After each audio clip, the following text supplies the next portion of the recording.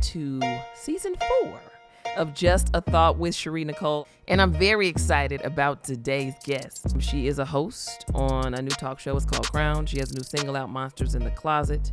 She's a Grammy-nominated artist, an incredible talk show host, an author, a speaker. She's also a health and wellness advocate. I'm talking about none other than Syleena Johnson. And we sat down in her studio at her home. And so I want to kick things off with a conversation I know you will enjoy. So without further ado, my one-on-one with Syleena Johnson.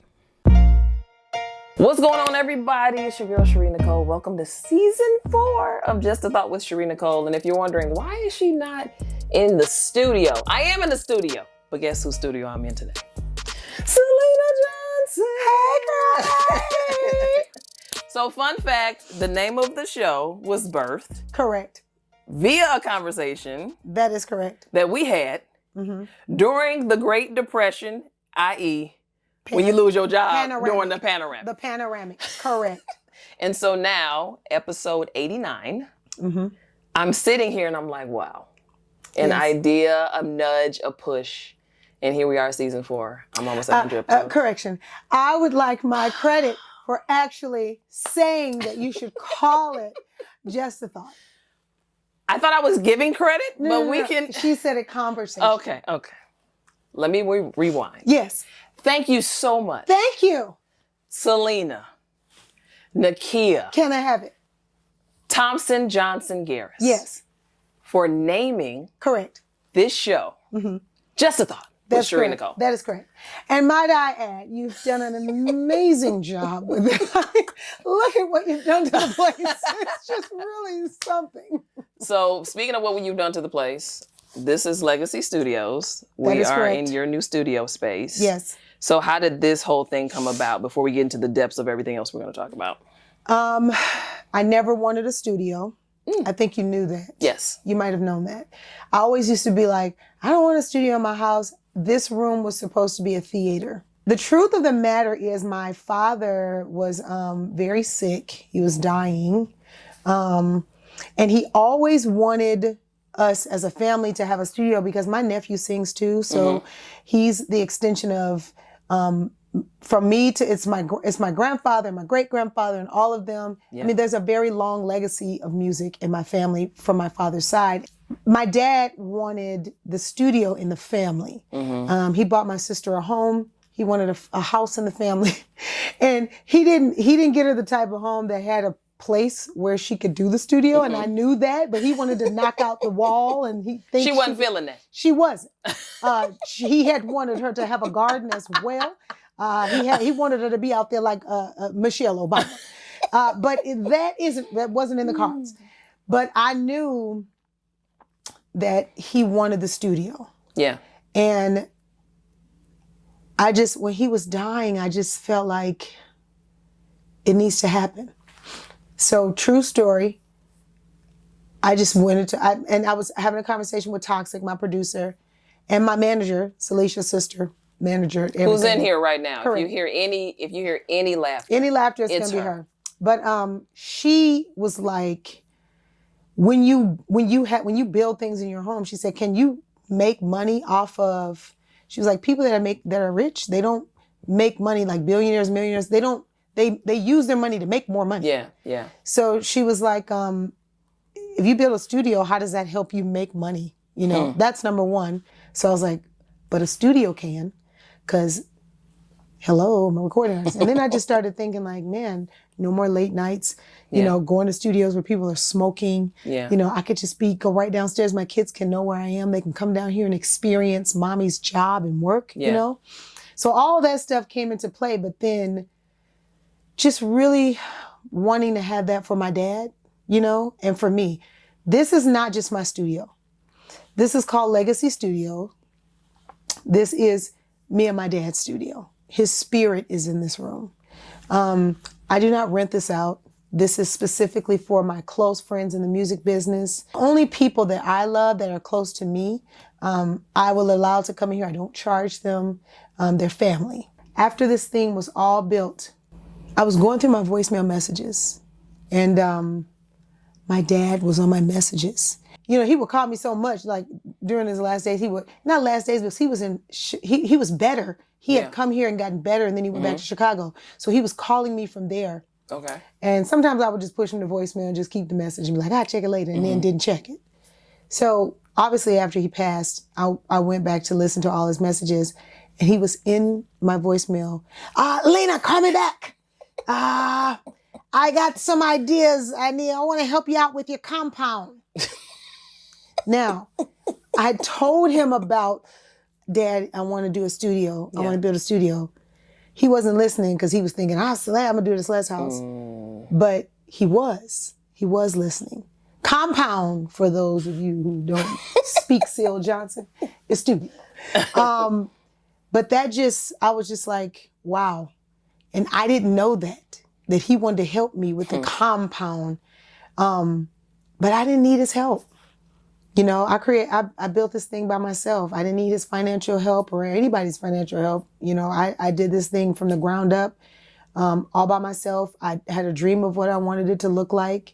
I researched pictures, and I wanted to keep my father's spirit in here. Over there is his guitar, his obituary. I have his ashes over here. I have his ashes over there. He's in this room right now. I keep all of his plaques behind me. Those are his plaques. He's one of the most sampled artists of our time, so those are just some of his plaques. That's the story of my studio. And now I record out of here. I'm recording my legacy album. I actually did Monsters in the Closet, though, the single in Chicago. It was the very first song I recorded after my father died. And we're going to talk about that. Everybody chill. Yes. We're going to dive deeply into that. Down to the closet. Yes. Okay. Yes. So yeah, but we're doing the album. The album will be done in here with Toxic Productions. I also noticed that, we have a lot of cream and white. Correct. I'm literally sitting on a duvet because Syleena told me jeans can get into the the fabrics here. So if you're wondering why I'm sitting on a comforter, just so we're all clear, that's why. I don't play about my studio. I don't. And if you have a trouble with abiding by some of the laws that have been established, there are a lot of rooms that you could cohabitate in. You're just a modern day interior designing whiz. I don't think no one really talks about, but again, they don't. No one really knows these things about you. You're an incredible interior designer. I really am. Where did the love for interior design come from? Here's the thing. When you are a creative, you tend to bleed that creativity into everything. Because I'm also a girly girl, it just all goes in alignment. But I'm a creative. So everything is about something not there and then it becoming. You know what I'm saying? Everything is about blank canvas to a bunch of stuff. A creation of something. Yes. Being able to create. It just feeds into this burning desire of who I am at the core, is a creative. And because I have dreams of things and visions, I'm a visionary. Just by God's design, I visualize how I want something to look, and then I go and create it. Yeah. You know what I'm saying? I don't know. Our minds as creatives are very interesting. I like it. I think it's fun. I can't imagine my life without it's not boring. Creativity. It's very fun. It's colorful.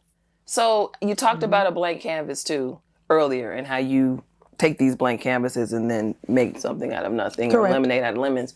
And I want to go back to the pandemic because, you talk about Sister Circle. Canceled. Correct. There's nothing. None of us had where to go. That is correct. But it really appears, and not even appears, the reality is God has positioned you since then in some very, very unique and also familiar spaces. Talk show host duties continued, music continued, documentaries, docu-series, specials, television specials, more things happen. So, hindsight 2020, if you look back at the trajectory of your career and your life, pandemic on, what say you to all that's transpired?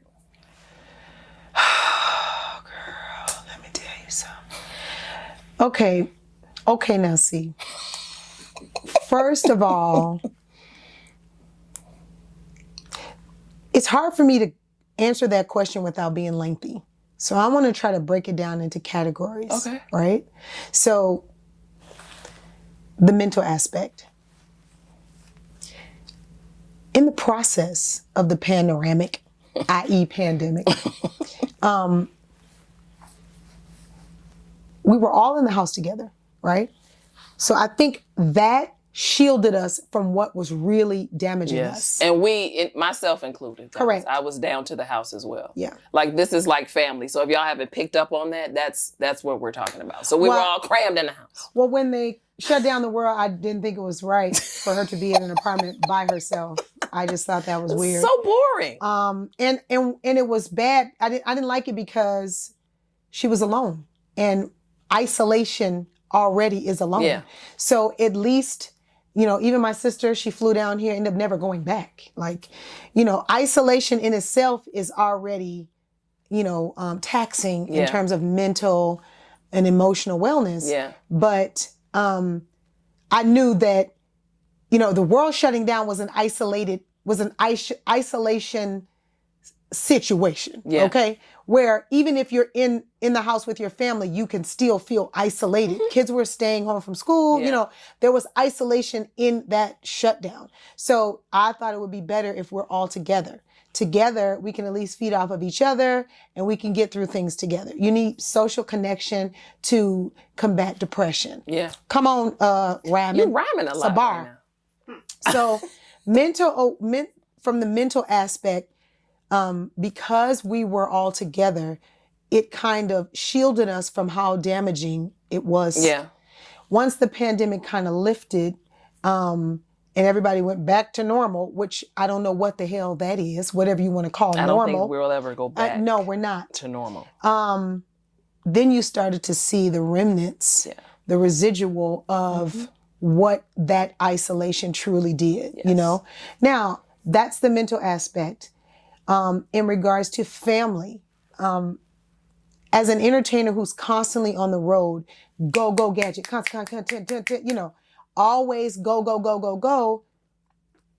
It actually became a breath of fresh air for me because I was able to have an excuse to not go anywhere, an excuse to not move to someone's urgency, an excuse to not have to go do something to pay the bills or have that stress. Everything stopped.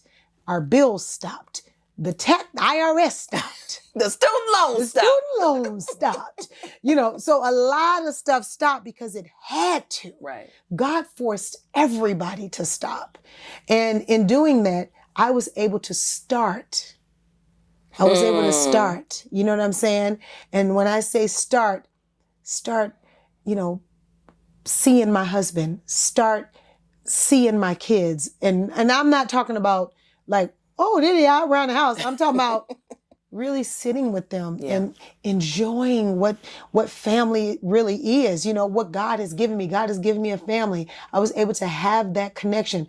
I was able to stop and focus on me. I was able to stop and start to meditate more, talk to God more. Everything stopped. You have to kind of like ask yourself, what would you do if the world just stopped? And that's what it did. Yeah. You know what I'm saying? Like before the panoramic, that was a hypothetical question. It was actually a joke. It was like if you were to say that to somebody, girl, bye. What you mean the world gonna stop? The world gonna stop. Well, it turns out it did. So in terms of family, it molded us closer together. The remnants afterwards, the hardest part was my career. Navigating, not being able to get on stage and connect with people through music. Yeah. That's what I do. I'm a recording artist, so that was stolen from me. That was stolen from me in the form of stages, and then it was stolen from me in the form of just regular communication, like on Sister Circle. Yeah. And then the parts of our world that in our culture, that the parts of our world that deteriorates our culture, racial oppression that we had to consistently face, watching the television and the death tolls go up. That actually was extremely traumatic. Yeah. My kids, homeschooling. Now, it was great for Kingston. It was tough for KJ. You see what I'm saying? Kingston is on the spectrum. He has no problem not being around a soul and having a chin-chin all day long and helping him one-on-one. The boy had straight A's in the pandemic. But KJ had good grades. He had straight A's, but he was miserable because he couldn't be with his friends. He couldn't play basketball. So that was tough for him, Luckily, we had a gym in the house, so we were able to, keep in shape as best we could. We had a swimming pool. They were able to swim and do stuff like that. However, it was extremely difficult not being able to do the thing that I love the most, and communicate and connect with people. But I was able, by the grace of God, to still be creative within the confinement of my own home. And again, it makes you look at what do you have? So when the world stops, okay, well, they took that. Well, God says, well, what do you have? Yeah. What do you have? So it made me stop, and all of us stop and look at, okay, let's see what we got around here. It was like, okay, well, we got some canteens right down here, and we're going to put them together, and then it was that energy with creativity. Yes. So we created, we just went to, and again, it allowed us to just do whatever the hell we wanted to do with no one telling us what to do. It's legit kind of. It was kind of cool, actually. Come on, it's trash because we had to watch Ahmaud Arbery gunned down and George Floyd murdered and Breonna Taylor not get justice.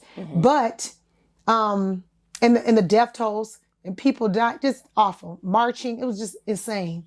I couldn't believe it. The president was a fool. It was just nuts. But Cocktails with the Queens came right away. Right after Sister Circle was canceled, Cocktails with the Queens came right away. And Sister Circle was canceled in such a way that was so disgusting. The way that they cut our Black show and didn't even give us severance. They didn't even give the whole severance pay. Actually, they prorated and cut it in the middle of the month, in the middle of a pandemic. $1 billion company, Tegna, did that to Sister Circle, which was unfortunate because if they had a little more patience, they could have seen that Sister Circle was needed in that moment. We would have been out there. We would have been protesting. We would have been out there. We would have been interviewing. We would have had such good content, and it would have been so connected to, the culture and everything that was going on in other cultures. It would have expanded Sister Circle in such a way, But that's neither here nor there. What they did was awful. I will never forgive them for that, probably. But God said, the voice of Black women still needs to continue. And then he said, and you need to be a part of it, which I never really knew that was the case for me. But after I got on Cocktails with the Queens with Claudia Jordan, Lisa Ray, McCoy, and Vivica Fox, I was able to merge these amazing relationships with them. Thanks to James DuBose. James DuBose just came out of nowhere and just said, here, I'm going to just keep the party going. He picked up Making of a Woman docuseries that we all did. He picked up the concert, the Making of the Woman concert. He allowed us to produce the Christmas show. He allowed us to produce the Mother's Day special. He just really came in and allowed room for that creativity, which I will never... I will thank him forever for that, because it's one thing to have kept me and my family going financially, but it's another to have been able to feed into my God-given gift of creativity, which is really the thing that could have killed me not having it. You know what I'm saying? You always, hell, I've been poor before, so that don't scare me. I figured out, I done had cars taken in houses and all types of shit, so that don't scare me. But if you take away my gift, I can't make room for myself. You see what I'm saying? I can create some shit to get bags, I'm a hustler. But if I don't have the gifts, I can't make room for myself and my family. So the pandemic, being on Cocktails with the Queens for 3 years after that, straight. And then now, then they canceled that. Child, the colonizers canceled it again. Colonizers strike back, baby. The colonizers canceled again. And so James said, look here, I'm sick of it. He said, I'm going to get a black network. So he went and got a black network, which to me is the most courageous and amazing thing that a black man in this business could do. And he did his homework, he paid his dues, and he created a black network for us, by us. And then he took me with him again. Come on, James. So get it together.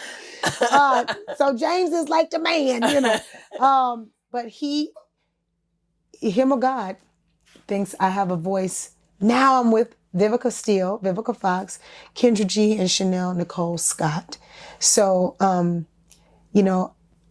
convinced that somebody wants to hear me run my mouth. Okay, let's take a... You said you're convinced. I'm convinced. You weren't convinced before. And if not, why?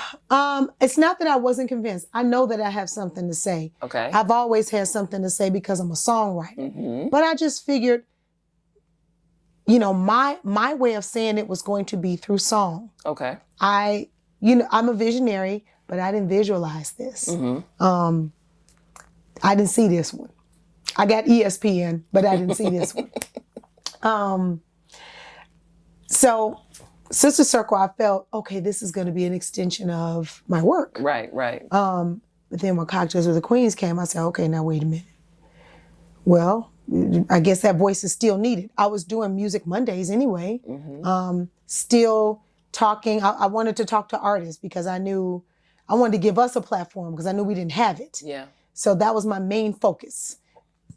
Music artists. We didn't have a platform. We couldn't sing. We couldn't do nothing. I wanted to play our music, and I wanted to keep people reminded of who and what we fucking do. Like our music. Don't forget it. Music's the soundtrack of our lives, and I wanted people to stay connected with that. And actually, that was Leisha's idea. Music Mondays. We should do something with music because Leisha would have us in the house like Ike Turner. Let me tell y'all something. We did so many projects, child, that just for no reason. It was like an Ike Turner, Joe Jackson. It was crazy. Let's do a cooking show. Lena, get in the cat, and then you're gonna. And then I need y'all to turn it in 48 hours. We're gonna pitch it. I'm gonna pitch it. And I'm looking at her right now. Yeah. It was literally. You got some new shoes? For 2 months. We're gonna do a shoe show. It was crazy. It was y'all working out today. Let's do a kettlebell show. Let's do a yoga series. Yeah, that was good. We definitely did a yoga series that wore me and Sharí. Guys, let me tell y'all something. Honey, it wore us now thin. we've had our moments. It was thin. Don't know how deep we'll get into that. We might not get into it at all, but I would tell you that particular day. Sharí, I think we both had a enough. bad time. You had enough of me, and I had enough of you that day. But and we had Alicia, enough who's at the couch. We had enough of her. She just sat there. And actually, she usually does. She doesn't really intervene. I was sick of her. Because it was very much, do this and do that. And then she sits there like this. And we literally are. And you were doing that from the room. Yeah. And we were like, if we weren't, we were like bickering and getting on each other's nerves. And we weren't. That was one of the most annoying. Lying so good. That's crazy. That's crazy. This is the truth. That day, I was over it. You couldn't stand me. Baby, when I tell you them poses got on my nerve. But when you look at it, it looks like I was the most zen, calm yoga instructor in the United States of America. Sharí was all down to the balcony shooting top shots. I could have killed myself. And we hated every minute of it. But it came out so beautifully. It was just gorgeous. Cleo was like, this is amazing. Honey, I was on there like, and breathe. And I wasn't. It was a fool. It was cap. It was cap yoga. We capped the whole time. Yeah, but see, God knew. Yes. Okay. He knew that that's who you are. You have a healing spirit, whether you like it or not. Somebody else needed it. It ain't for you. So. I always tell you this. I know, not even think. I know you are brilliant. I love being able to have conversations and be around really smart people. Yeah. And sometimes I feel like, for whatever reason, people don't necessarily get to experience your brilliance in a way that I may be able to experience. Thanks, Sharí. That are closer to you. So like with that in mind, you have, the new show Crown coming up on In the Black Network. And even like with Sister Circle and Cocktails with Queens, what say you to the talk show host that you've evolved into and how you want to then continue moving forward and evolve with this new show Crowned? One of the most impactful things that happened to me in the pandemic as well was consistent therapy. Consistent therapy sessions started in that pandemic with Love McPherson, right? Through the computer, obviously. But she's in Chicago anyway, so they had to be virtual anyway. But the journey of self and the revelation behind it, I believe attributes to the manifestation of what you call my brilliance. You know what I'm saying? I believe I'm a smart person. I mean, obviously I'm book smart, I graduated summa cum laude, all that little stuff. But I believe what those therapy sessions allowed me to be able to do was really think deeply about self-awareness and really realize the relativity that I have with other women, because I've always known that God has created me to be able to heal women.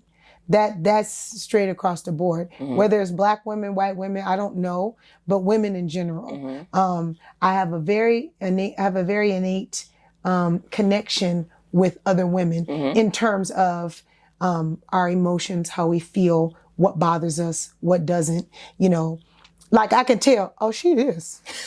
You know why? Because I'm so transparent. Yeah. And so I'll be like, oh girl, I did that already. Yeah, that's why. Which is probably why he's put me through so much in my life so that I can be able to go, oh yeah, I know what that is. That's when you do this and that. But because I'm such a deep thinker, being in therapy and being faced with your traumas, with your inadequacies, with your mistakes, or with the things that happened to you that you've suppressed. Yeah. It just really excavated a lot of stuff that I had been pretending wasn't there. And I think being in the realization of stuff, it matured me in that space in terms of how smart I am or getting smarter. Like I learned so much more about myself, which allowed me to learn more about others. You know what I'm saying? Yeah. For instance, like an example, I read this book called Anxiety RX. It was an excellent book. And when you learn about yourself and your own traumas, you're able to give reservation for other people and their traumas. So that's number one. So in being able to give others reservation is allows you to be like, okay, so I understand. It allows room for understanding. Yeah. When you can understand someone that's hurting you, offending you, you can protect yourself in that way because you can be calm, like, oh, they did that because of that. I know it's not personal. Right. That right there in itself is a big deal because within that concept alone, that's packaged with forgiveness. That's packaged with freedom. It's packaged with so many different things that you can apply to people, And if I can do that, if I can do that all the time as much as possible, that makes me a really good talk show host. Because the amount of guests that you have and the different personalities that you're going to experience, they're all going to be different and they're all going to think different and they're all going to have different opinions. You have to be able to accept everybody's walk of life. And a lot of the times we're not able to do that because we're set into what we think. And I know I was one of them. Cause see, it's this, and sometimes what you think and say is right. Yeah. But right for you, not right for them. You see what I'm saying? Yeah. Even if it's wrong in the world, it's still right for them at that time, So therapy allowed me to really mature in my thought process and the way that I handle or deal with communication and people and situations. The reason why people don't know my mind is because I don't share it with just anyone. It is, to me, one of the things that I do protect. I am an introverted extrovert. When it is time for me to go out and connect with people, I know how to do it and do it well. I'm an entertainer. That's part of our characteristic. We have to be able to do it. Yeah. Our gift, and what's so interesting about that is our gift can be absolutely totally different from our personality. Absolutely. Which is super fun because it allows you to be able to release and go back. Yeah. And fill yourself up however you need to in a peaceful state. Yeah. So I'm an introverted extrovert. My home, people that truly know me, first of all, I only hang around the same 2-3 people. Okay, that's first. I am introverted. I don't like new people. Okay, no new friends, nigga. I'm on my Drake. Okay, I don't like new people because I don't want to have to curtail or curate my conversation, which you have to do in communicating with other people because you have to take into account of, again, how they feel. So sometimes I don't want to do that. That's fair. Sometimes I want that freedom. And being an entertainer, you don't always have that freedom because God gave you that gift for them. Mm-hmm. That gift is not for you. You are just the holder of it. You are the gatekeeper of it. Mm-hmm. But he gave it to you for service. Mm-hmm. It's to serve, okay? But when you're done serving, I retract. So I am an introvert. That is why people don't get to see the conversations. They don't get the conversations you get. We call it a deep talk. You don't get the deep talk, okay? Because first of all, some people is in the first place, okay? Because we be around this motherfucker on some 1 fish, 2 fish, yellow fish, blue fish, knick-knack, paddywhack, give a dog a bone. And then Sharí be like, right. Because see, only we know.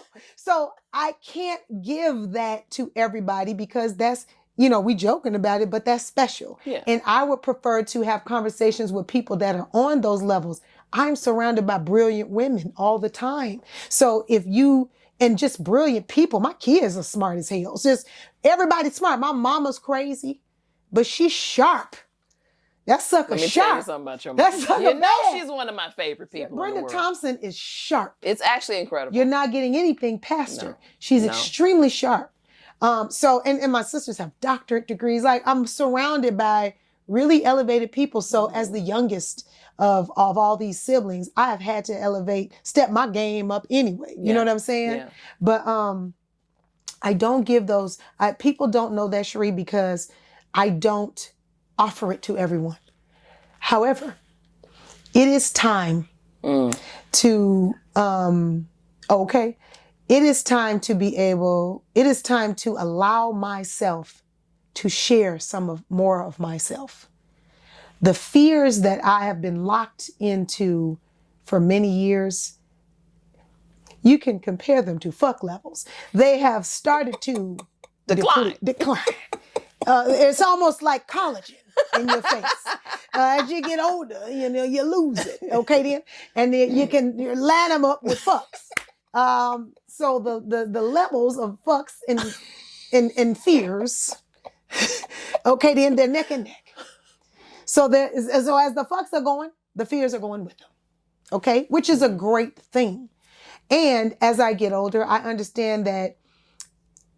As an older woman, not an older woman, but I'm 47.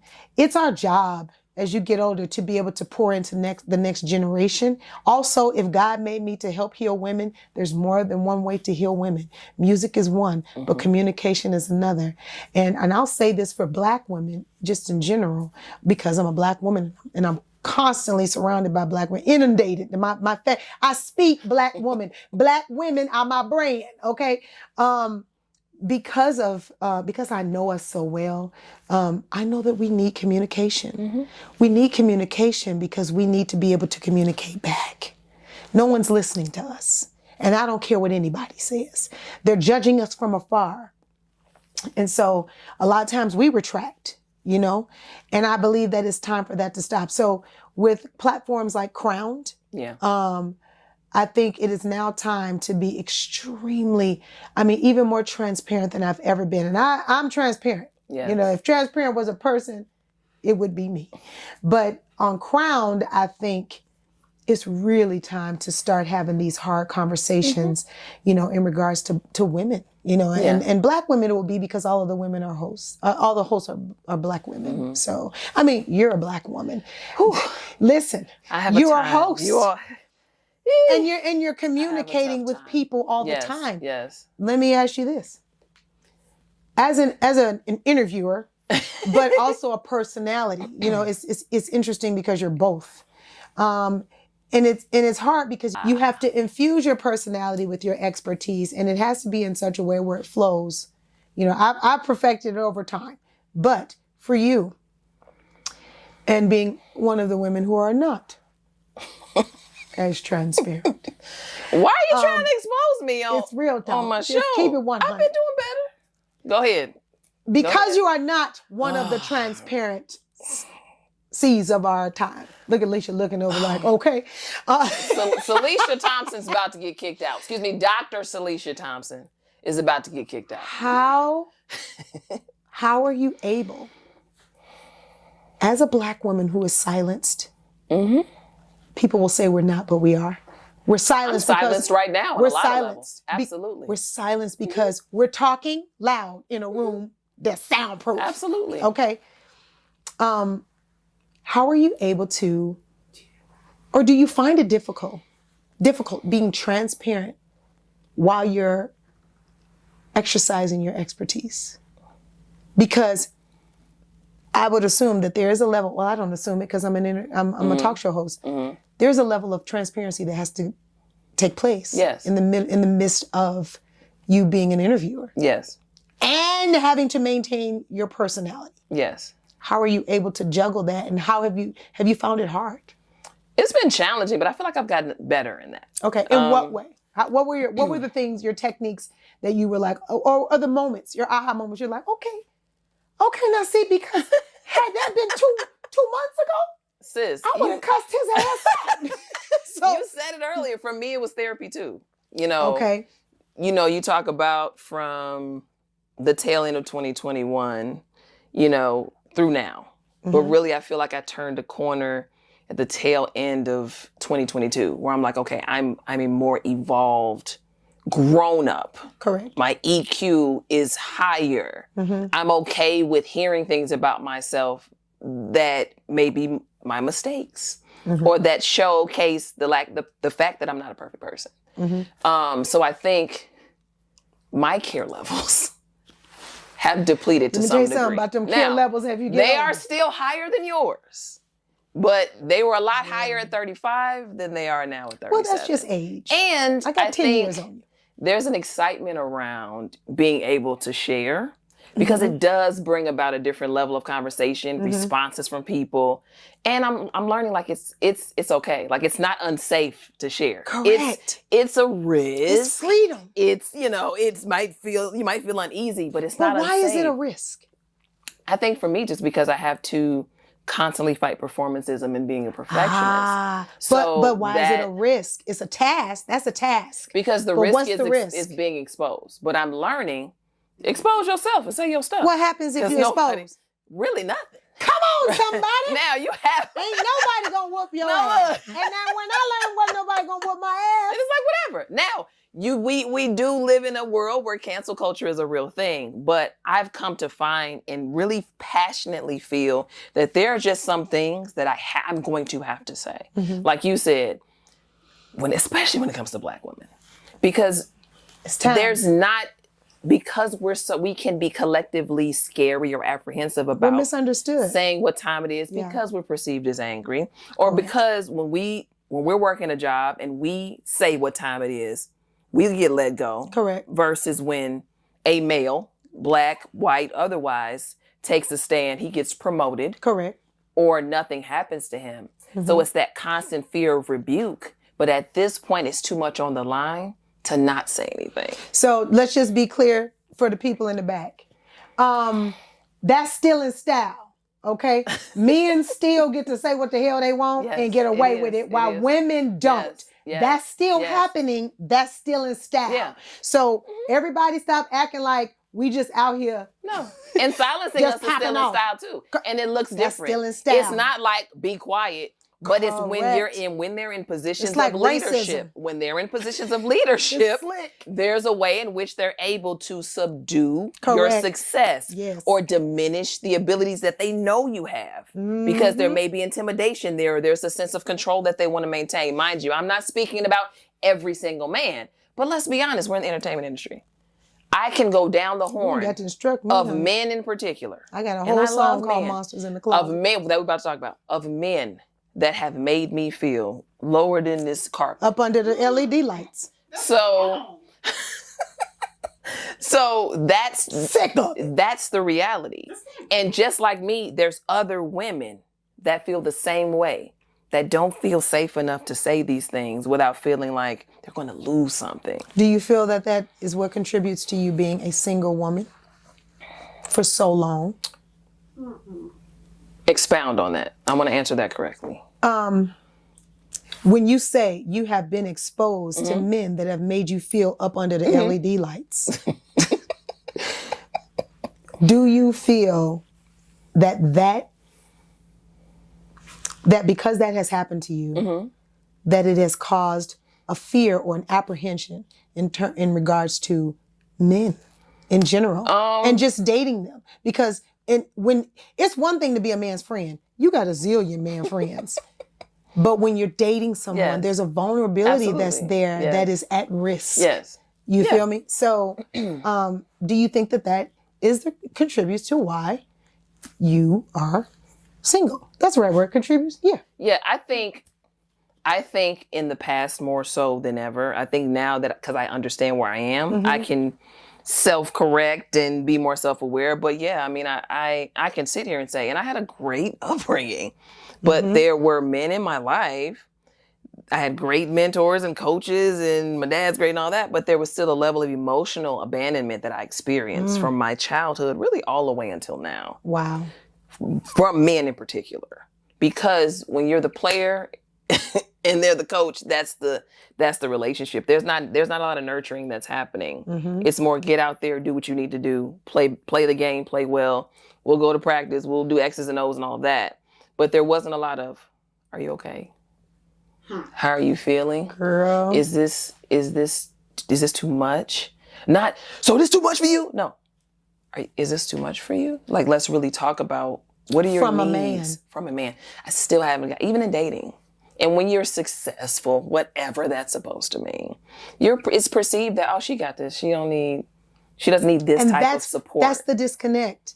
Because black men, while y'all get through coming up down to women trying to toughen us up and you trying to tough in, and I realize there are a lot of women, I don't need no man, I'm an independent woman. I realize that. But those are the main ones that actually need your kind heart. Yeah, yeah. We actually need our men to be kind. We need men, strong men. And when you say strong, meaning strong, I mean strong mentally. Yes. Strong men that can pierce through the exterior that you have created.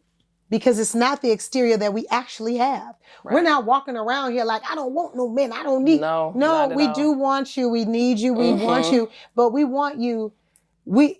Taking care of us is great. But we actually need you to take care of our hearts. Yep. We can put we got a couple dollars.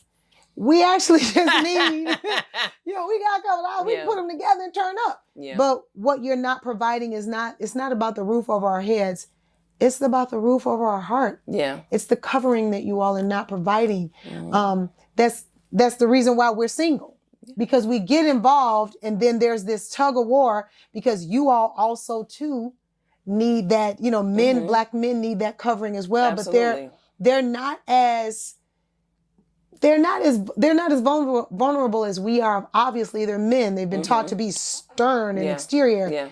But they also need that love and affection as well. Absolutely. And I think that once we start to have the conversations, then maybe that will help bridge the gap. But in the industry, it's almost like racism. It's like privilege. You know how white people have white privilege? men have man privilege. They do. They do. It's like They can get away with shit. You know, you ever seen the movie The Toy with Yes, Richard Pryor? so old. That's men. We're Richard Pryor and they're the little white boy. And the company is the father. Correct. Not correct to yourself. Yes, correct to me. Because I don't have no audience. But at the end of the day, I do feel like it is time for a more vulnerable perspective from women. Absolutely. I don't want to come into. I'm not coming into Crown, and neither are my hosts because we have already talked about this. Our producers don't want it. James doesn't want it. Mm-hmm. We're not coming into this predicament with hot topics. We ain't coming in to see what the Kardashians did. We're not coming in to talk about other people and their business. We're not reporting live from other people's business. Now, we may take a situation and pull from it to be able to bring clarity to a topic. Yeah. But this whole show and network is about healing our culture, healing, informing, entertaining as well. Yeah. But inspiring our culture because we need it, motivating, all that good stuff. Mm-hmm. I want to talk about Monsters in the Closet since we already kind of tap danced on trauma a little bit. Let me tell you triggers and such. Correct. First of all, just a phenomenal, gut-wrenching, transparent, light but dark. It's very real record. Yeah. It sits with me differently now than it did when I first heard it, which is interesting. And I don't know, it's just because we did some visuals and, the song just has come to life for me in a different way. Interesting. And I also think it's cool that anybody can relate to it. We all have traumas. Everybody's got something. How did it come to light for you from the first time you heard it to now? First of all, I had to, interesting, when I listened to it at first, obviously, I know that this song was coming from your heart, right? But I think there was still a separation in my mind of Syleena, Selena's condition, Selena's pathology, Selena's life with this song. And I just think when I started putting the visuals together, I really started to sit with these young girls. You guys have to check out the video. It's AI. It's really dope. It's like young Syleena, different pictures of her singing her song. It's great. But it became even more personal to me. So I started to feel for not just, my friend Syleena, whatever, the little girl. And I didn't attach myself to her in the beginning. So to think that this little girl was still very much in the crosshairs of these levels of trauma as a child. Correct. All the way through now at 47, you're unpacking it even now. And maybe to a degree the rest of your life. So for me, it feels heavier, but it's also encouraging because it's like, Syleena, you've been through a lot of stuff. That is true. You've been through a lot, personally, professionally, all of that. So for you to sit here looking seemingly unscathed is a miracle in itself. So all of that, plus, it's like, it's not fair. You didn't ask for your innocence to be taken in certain ways, but that was the hand that you were dealt. Mm-hmm. So I think that's why for me, it's just a lot more personal. I feel it differently. When I hear it, it takes me to a way different place. It's not just a song anymore for me. You know what's interesting too? Just listening to you describe your thought process through it, I just realized if you're a little girl and if you see a little girl say, and I keep telling myself there's no monsters in the closet. If a little girl, if I say, girl, I'm scared of these monsters in the closet at 47, you're going to laugh. Yes. You're not going to think anything of it. And she ain't scared of no monsters in the closet. But to put a visual of a child, and I keep telling myself there's no monsters in the closet, think a label. It's frightening. And I don't want to. It's terrifying. Or Trey. This is my niece and nephew she's talking about. Trey. Yeah, no. He's a baby. So Dallas, me when I was a little kid, You as a little kid, remember how scared you were when that damn closet was cracked? And I don't give a damn if the light was on. It just being cracked was just nuts. Yeah. There was a fear there. And I believe that when you put the child in that voice, you know, as the keep telling myself there's no monsters in the closet. Every older person, every mom, every father, every aunt, every godmother, every whoever has, you know, experienced, or every person that's has not been able to connect with their inner child, can remember and understand what that fear is for a child. Yeah. It disconnects disconnects the song from being from a grown up. Yeah, and an adult would not be scared. Reassured you too. They're not there. Correct. But when the adults are the monsters, or when they cultivate monsters based on their own trauma, adults that should have there's no protection were there. the So now you're monsters. trying to tell yourself as a child Correct. what an adult should be reassuring you of. Again, stripping the innocence away. Correct. It's terrifying. But as human beings, we adapt. It's almost like if there was a child on an abandoned island and you found them when they were born there. They were left there and they survived. Yeah. You brought them out the wild, like Tarzan. You bring them out the wild, and then they've survived all this time. They've adapted, but that doesn't mean they didn't adapt without marks. If you think of Tarzan the movie, the one that was like just recent, you know, like in 2000, 20-something, right? 2015 or something like that. It told the story how he was left in the wild. He was raised by apes, right? And it showed him as an adult, and he was like rich, you know, his father, you know, he's able to find his father and all that stuff. And he was able to inherit all of his wealth and all that. But his hands were like this. His hands were like this of an ape. And when you took his clothes off, you saw the scars all over his body. And the mindset and everything, when he went back into the wild, you could see all of the remnants. Yeah. You know what I'm saying? So it's the same situation in terms of human beings, you know? As children, we're put in circumstances all the time that we have to survive through. But we have to remember that there are remnants. That's when your trauma connects with your truth. When you become older, when the trauma connects with the truth, all hell breaks loose. I really need to write a book like that, because when you start to say, hey, wait a damn minute. I actually didn't, or like, oh, wow, my parents actually were on drugs, you know, or wait a minute, alcoholism ran in my family, or whatever, you know what I'm saying? My mom was not on drugs. Let me just say that now, because When I tell you, baby, she's gonna be down to that phone. my mother was not on drugs. Let's everybody understand that is not the truth here on today. But my father did snort cocaine. He did. And he did it in front of my face when I was very little, as one of those little girls in those pictures you saw in Monsters in the Closet. And he told me it was medicine. But when I got older, I saw this movie called Less Than Zero, right? One of my favorite movies, Robert Downey Jr.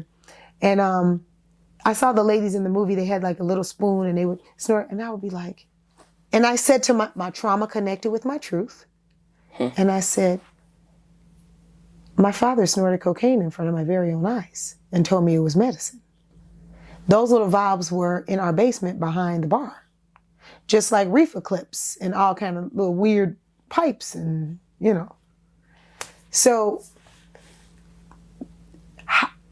I don't know, as an adult, I'm still processing that. What am I supposed to say, or what am I supposed to think? Oh, that ain't nothing. My father was just on drugs. Yeah. Next, you know, like what do you do when you find that out? Yeah. You know, and then you start going back into your own monsters, you know, your own closet. And then you start to realize all of these different monsters in there. And, you know, this song, and monsters monsters isn't people. It is not synonymous to people. Monsters is synonymous to trauma. I keep telling myself there's no monsters in the closet, but my trauma keeps triggering my anxiety. Those monsters keep triggering. You keep telling me they're not there. I keep trying to tell myself they're not there. That's what we do. Yeah. You know, We keep telling ourselves they're not there, but they are. They keep triggering this anxiety. When we're kids, what do we do when we have trauma? I mean, what do we do when we think there's monsters in the closet? We don't get up and go open the closet and say, come on out from around there. We don't do that. We take the cover and we put them in. And so I think as adults, we're taking the cover and acting like the shit ain't there. But you can't do that as an adult because it's affecting everyone else around you. You know what I'm saying? And then eventually you implode. You know what I'm saying? So it's just a recanting of what I realized in therapy. I was having a conversation with Love and I was talking about the music business and I was just going on and ranting about, and because I started to have these moments on stage where I couldn't go out there. Or I would be in tears before I go out there. I hated it. It was track shows mainly. I just hated it. I don't know why. Well, I do know why. Those shows made me feel less than. They made me feel, they cut off my creativity. They cut off my knee. I just kept feeling like, and then sometimes it would be the band shows and I just would freeze up. It was just weird scariness. And so I was talking to Love about this because I was trying to find out what this is. I'm trying to get to the bottom of it. And she goes, Syleena, there are no monsters in your closet. Because what I was really describing to her was fear. Pure, unadulterated fear. From multiple instances, multiple situations and eras of my life that were never metabolized by the people that love me or were supposed to be looking out for me. We're not supposed to metabolize these things when we're children. We're supposed to be protected as children so that when we become adults, we can do it on our own. We can have the tools to do it for ourselves. But imagine being a child and not ever having anything metabolized. Imagine being someone that is molested. And then you're supposed to go out into the world and understand relationship or how to be in love with a man or a woman, vice versa. So monsters in the closet is trauma. It's fears. Keep telling myself there's those monsters in the closet, but my trauma keeps on triggering the anxiety, which won't let me put it to bed. And so that's why I say, I can't sit here and be quiet about how shit really be. We're not doing that anymore. We're not pulling our cover over the cover over our head. There's a story we telling. We shaming the devil. Let me tell you something. We reporting live from Satan's den. We telling all of the truths that we can. We're telling our truth, our story.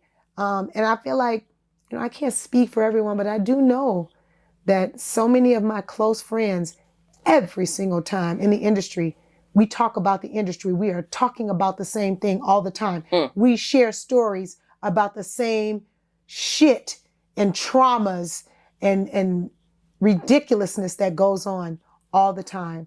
But because we live what appears to be a cush life, we're supposed to accept it and take it. Meanwhile, we're imploding. People are dying in the industry. Artists are dying. They're not living. They're going crazy and they're dying. And that's not going to be me. That's not going to be me. Y'all going to get these stories. Okay? Either Love going to get them or y'all. Okay? Because you ain't finna kill me. Okay? Then I got things to do. Is there one monster that you're very proud of yourself for slaying? Or working towards good slaying? Question. There are different levels of fears. Just recently, the monster of body image. Just recently, I gave myself freedom to look however.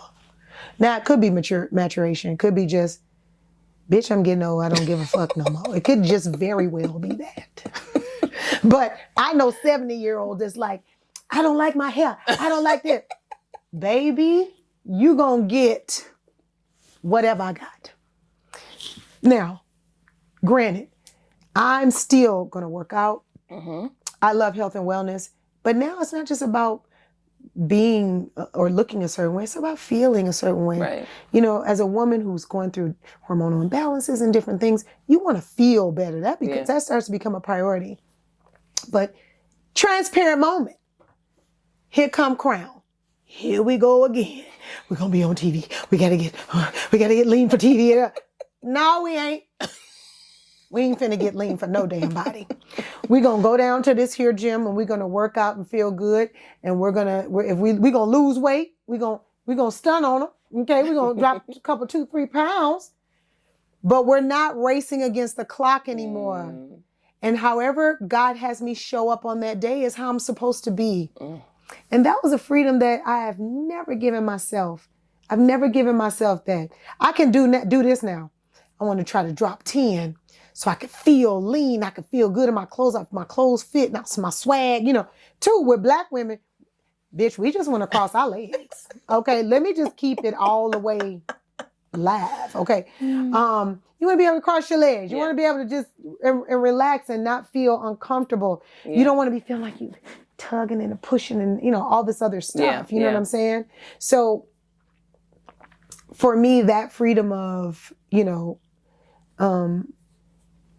letting go of, you have to look a certain way. You have to be a certain way. You have to show up here.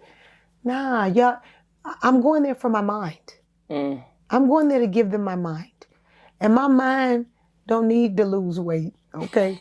My mind don't need to be skinny for TV, okay then? You gonna get this here brain. This brain we coming in hot with this brain and this mouth.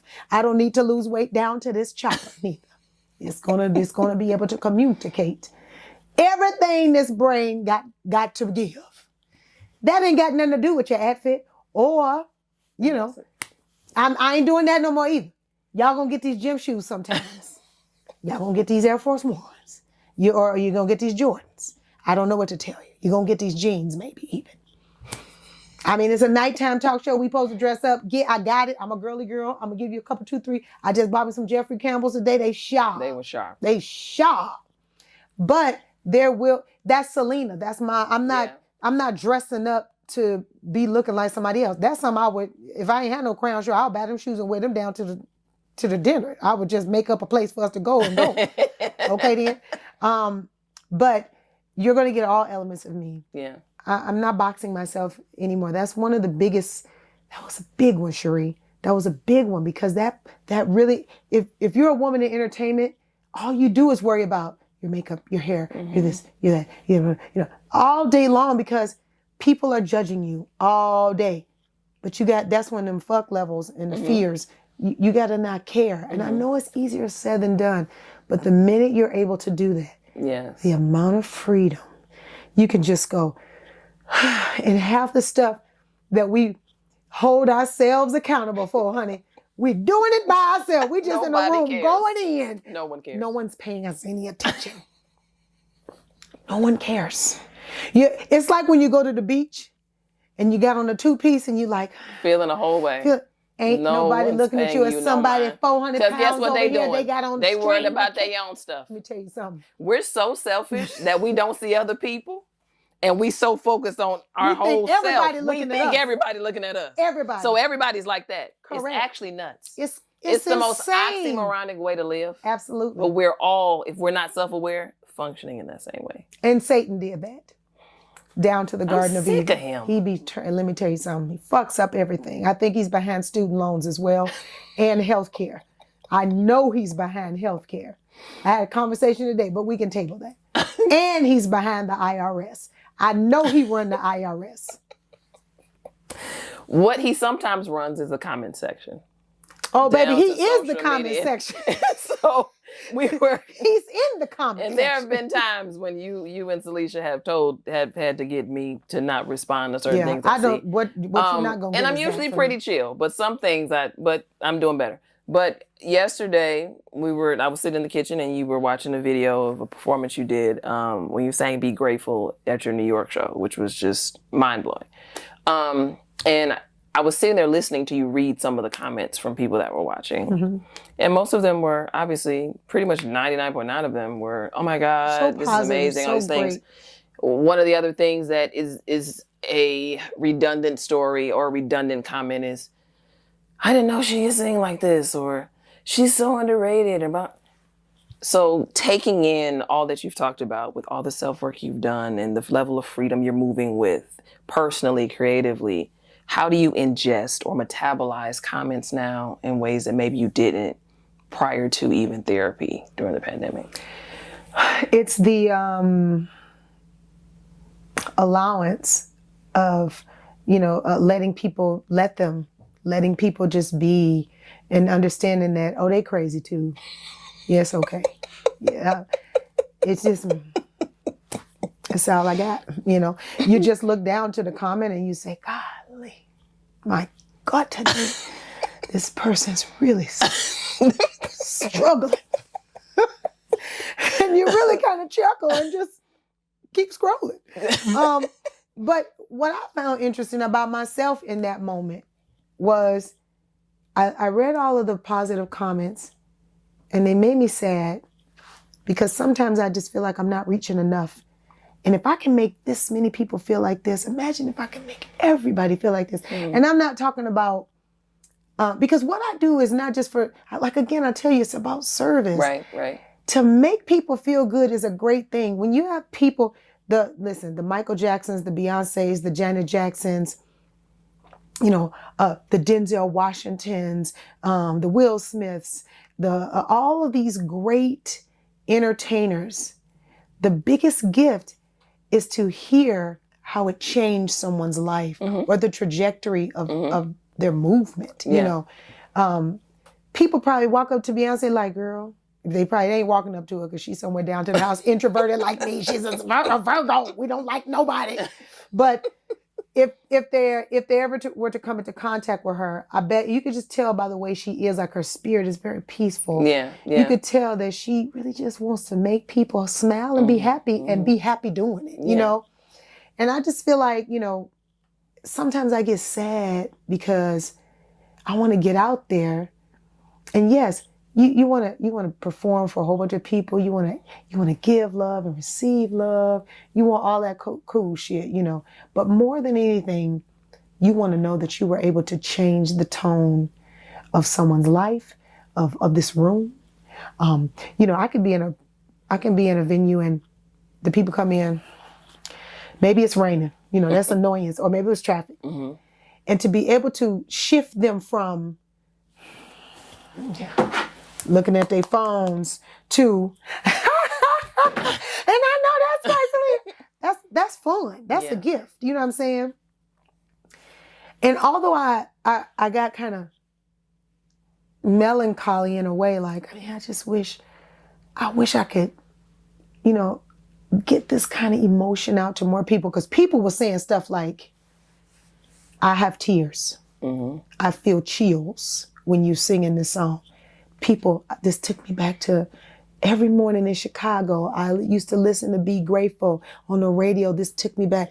That's big when you could change somebody's emotion and trajectory of their day. You know what I'm saying? That making that person go back to Be Grateful that they listen to every morning could have reminded them of a dead grandmother. Or in the memories that brought, or that church. So maybe she was in love with somebody in the church. You know what I'm saying? Yeah. That's how far music transcends. That's why it's so dope and so important. But then here goes Syleena getting in the way of that beautiful moment. Here go one comment out of 197,000 good ones. Here go one fool. You see, you all don't. You're talking about the church, and you all are saying that you shouldn't give, but this tone offering is nuts, because I didn't even hear him, but I just noticed how they're saying it. And you didn't give the offering, and you should promote that people give offerings, because that's my church. We feed the homeless, and girl, this song called Be Grateful.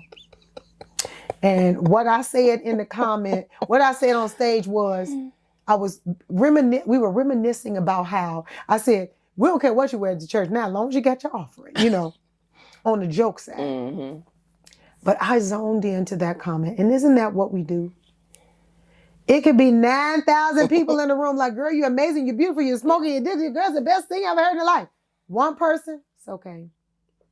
Zoop. This die. It could be 9 doctors in the surgery room. You're going to live. You have the best surgery in America, and it's going to be the greatest surgery. One nurse come in. Practitioner. I didn't see that you were going to live. She said I'm going to die. We zone in to the worst negative shit in history. Mm-hmm. And that is a monster that I have not yet slayed. But I have whooped his ass in that closet. He's still in there. I've beat his ass down and sat him in the corner, which means I've taken the comment and went a fool, swiped it. It hasn't ruined my day. Yeah. You know, I'm to that place where it's funny now, we laughing, but I know people that those comments take them out of here. Yeah. You know, I have had what we call like the little groups, the little legions and stuff. Mm-hmm. Honey, they have come on my page and worn me thin. I'll be like, hell no, they crazy. I'll be laughing like, hell no. Oh man, what did I say? You know, or sometimes I just be with other people that said some messed up stuff, and then I just get it. They get me just because I showed up with them. The Barbs came down there with them horses one time. And I didn't know what they were. I was like, guys, I have a bunch of unicorns on my page. What does that mean? Vivica and Claudia was like, they're trying to kill us. Claudia was like, they've made death threats. They're trying to kill me. Vivica was like, I have cursed out at least 30 of them. And I was like, that's what that means? Meanwhile, Lisa Ray is like, who? She ain't even seen it. She don't even know what's going on. And I've noticed it like, oh, it's so pretty. I have all these unicorns in my comments. I was like, what does unicorns mean, guys? What is that emoji? And it was like, honey, the gays were like, bitch, you must have said some shit. I was like, what did I do? I love Nicki Minaj. She's one of my favorites. Honest. Baby, when R. Kelly went down to jail. Let me tell you something. I got called every bitch they could ever think of in Italian, in French, Spanish. They was in my DMs. You're a bitch. You're a terrible person. You're nothing. It wouldn't be anything without him. And then I had people that was like, you terrible, you don't support him. Then I had somebody on the other, people in my DMs. You're horrible for supporting him. You're terrible for singing those songs. I know you knew what would happen. So I took 2 of the people, they was on the same page. I added both of them and said, y'all need to discuss this issue because one person thinks I support him. The other does not. You got to get your dragon on the same alignment. The dragon is not on alignment. It's not in alignment. But baby, I'll just mind my own business, honey. It would be nobody and then you're a bitch and you don't support. You don't support. So it's bad. You can't win for losing. But I be low-key laughing. It's wrong. These people be sad and they be going through stuff and they got monsters in their closets. But what I'm gonna do? I just be thinking, I got the IU. Yeah. I have IU. So explain to people what IU is. Okay, so I have a disorder in real life, no jokes. I have a disorder called intolerable uncertainty disorder. And we were just joking in commercial. She thinks this entire interview is going to None of this not is work. She thinks we won't. She thinks we won't have sound. She thinks maybe these SD cards in the camera are gonna fail. Lena, don't say that. She literally thinks we're gonna have to do this all over. This interview was sitting. I gotta go on a front. This is nuts. Wait a minute. I have tears. No one will see this interview. This will be between me and Sharí forever. That's awful. That is what IU does. Yes, so it makes me get up again and say, because now it also it's recording. other people right now, I'm feeling like, Oh my God. Now that you've gotten yourself together. Correct. We've established that I am indeed, in fact, crazy. Not crazy, but I do have anxiety. I do have an anxiety disorder called IU, intolerable uncertainty disorder. And it comes from, it is the biggest monster. Mm-hmm. It is a sum of all my trauma. It is the sum. It is the residual, the biggest residual that I face and tackle all the time. It's not easy.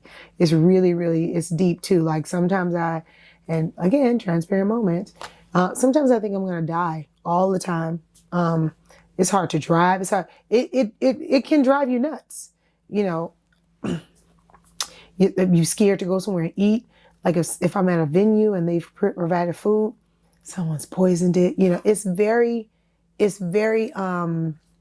taxing. It can become very taxing. So you have to have a sense of humor in order to metabolize it most of the time. Well, thank you for sharing that with them. You know, somebody else out there. I knew is having a time and just can't put a finger to what it's called. Yeah. So you probably helped a whole bunch at least of people 75% of the mothers in the world have IU. Okay. What I don't have IU about, and I hope you don't either, is your new single, Monsters in the Closet, your new album that's coming, Legacy. Correct. So before we cut this thing short, because you got stuff to do this evening, what can we expect overall from this album? I know it's connecting you with your dad in a very cool way. And also this single, I want to make sure people can support it now because it's outright, like now. You can get it now. Correct. I'm bringing my father back to life through music. I'm going to communicate with him and create the communication that I wish I had through song and through interview. It will be infused throughout all of those gifts, all of the gifts that God has given me. And, you know, most of those gifts come from him, you know, will be displayed on this album.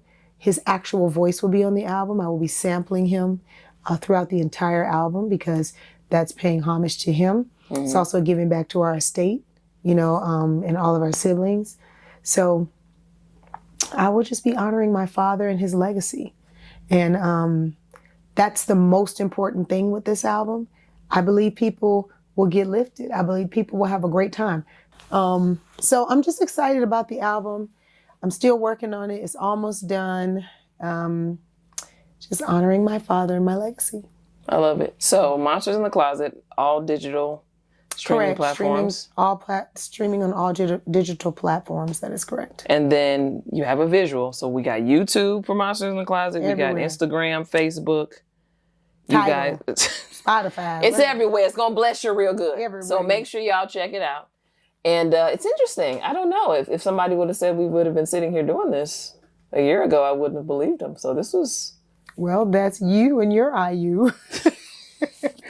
My IU has nothing. You picking out negative comments and zooming absolutely in. Not.